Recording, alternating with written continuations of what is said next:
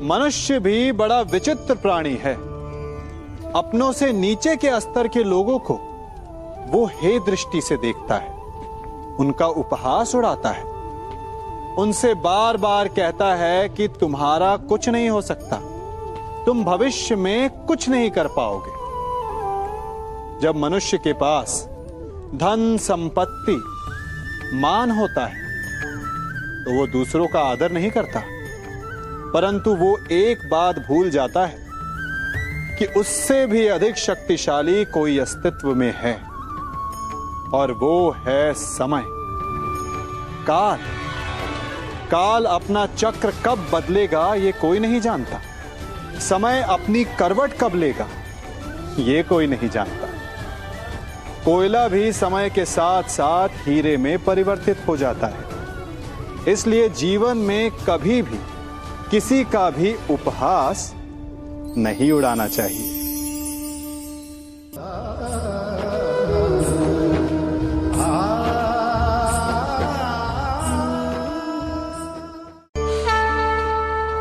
गर्व,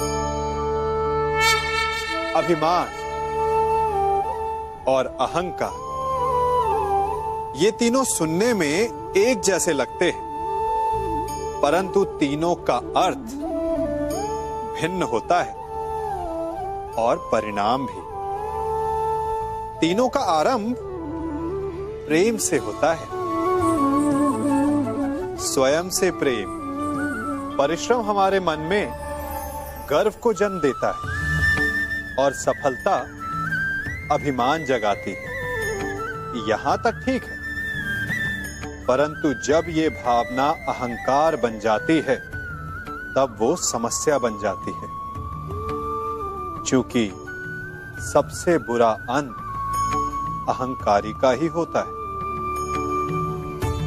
परंतु मनुष्य के लिए पहेली यही है कि पहचाना कैसे जाए कि अहंकार जग गया है और उसका दमन आवश्यक है। इसका उत्तर मैं नहीं, आपका मन देगा। जब तक आप स्वयं से प्रसन्न हैं, जब तक आप सबसे ऊंचा उठने का प्रयास कर रहे हैं, तब तक ठीक है। परंतु जब आपके मन में दूसरों को नीचा समझने का भाव आ जाए तो सावधान हो जाइए, क्योंकि यही अहंकार है जो वास्तव में आपको हीन कर रहा है।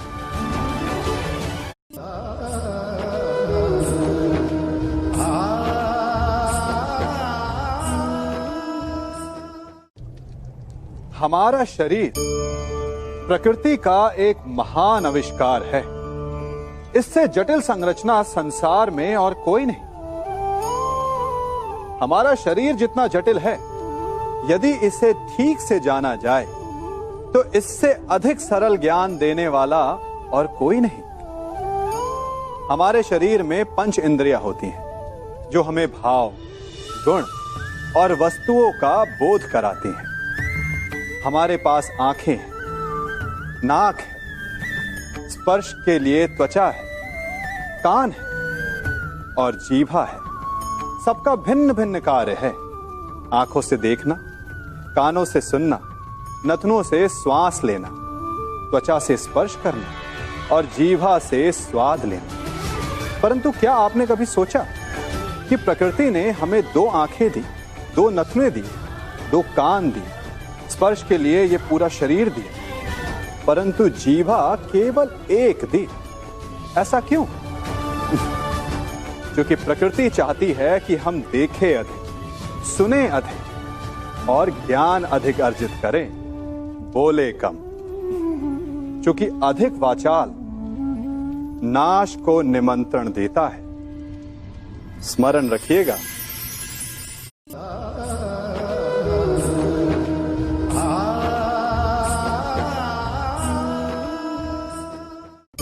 मनुष्य की सबसे बड़ी दुर्बलता क्या होती है? सोचिए।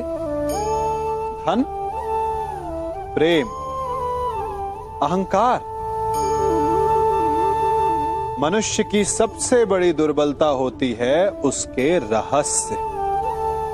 चाहे आप कितने भी शक्तिशाली क्यों ना हो, कितने भी प्रबल क्यों ना हो, परंतु उसके रहस्य उसके नाश की चाबी होती है। इसलिए यदि प्रबल रहना है, शक्तिशाली रहना है, समर्थ रहना है, तो अपने रहस्य को किसी को भी ना बताएं, ना मित्र को और ना ही शत्रु को, क्योंकि समय पड़ने पर कब कौन शत्रु हो जाए ऐसा कहना संभव नहीं। विभीषण को रावण के अमृत कुंड का ज्ञात था, इसीलिए प्रभु श्री राम रावण का वध करने में सफल हो सके। इसलिए उचित यही है कि आप अपने रहस्य को स्वयं तक ही सीमित रखें।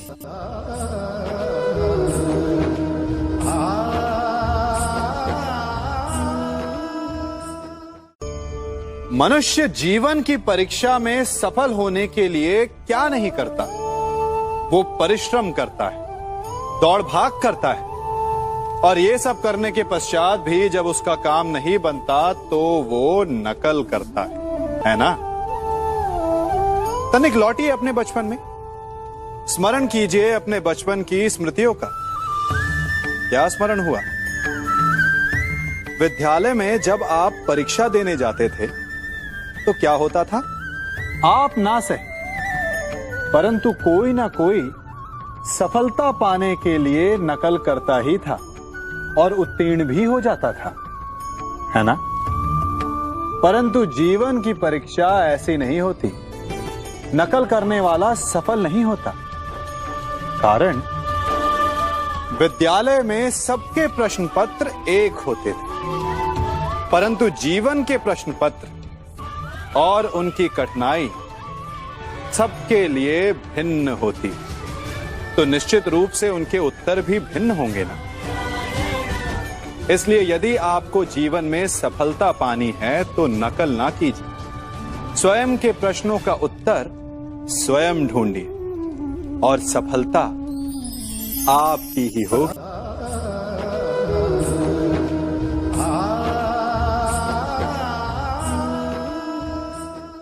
जब सागर का जल वाष्प बनकर उड़ता है तब वो हमें दिखाई नहीं देता।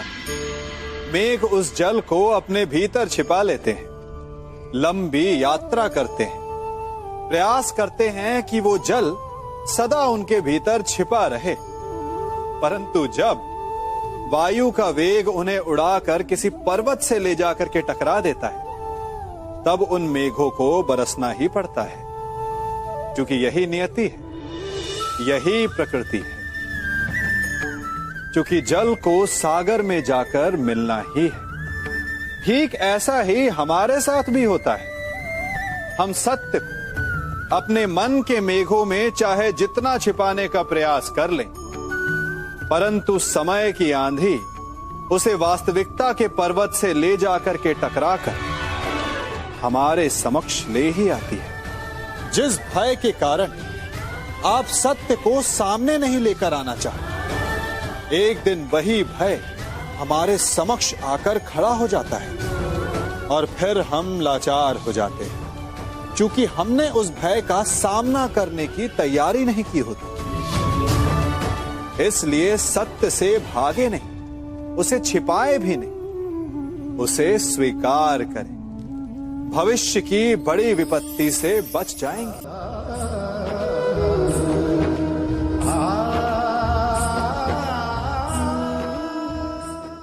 कभी कभी आप सबके जीवन में एक ऐसी विचित्र समस्या अवश्य आती है कि शक्तिशाली के समक्ष मौन हो जाओ। कि उस शक्तिशाली से विवाद करने से बचने के लिए आप मौन रह जाते। मानता हूं ऐसा करने से आप एक विवाद से बच जाते, एक संघर्ष से बच जाते, परंतु ऐसा बचाव एक बड़े संघर्ष को जन्म दे देता है। कैसे? हमारा मौन रहना अनजाने में उसका समर्थन बन जाता है और वो स्वयं को अधिक शक्तिशाली अनुभव करता है, और यहां से हमारा दमन प्रारंभ हो जाता है। एक के बाद एक हम अन्याय में अनचाहे रूप से सम्मिलित होते चले जाते हैं। तो इसका तोड़ क्या है? ये समझने के लिए ये जानना आवश्यक है कि ऐसी कौन सी बात है जो आपको विरोध करने से रोकती है। ये सामने वाले की शक्ति नहीं जो आपको रोकती है, ये आपके भीतर छिपा भय है जो आपको रोकता है। हाँ, कभी कभी भय आपकी सुरक्षा अवश्य कर सकता है, परंतु साथ साथ ये भी जानना आवश्यक है कि ये भय ही है जो आपको मौन भी रखता है। इसलिए अपने मन से भय को निकालिए और खुलकर अनीति का, अन्याय का विरोध कीजिए, और फिर देखिएगा आपका मन कितना मुक्त, कितना हल्का अनुभव करेगा।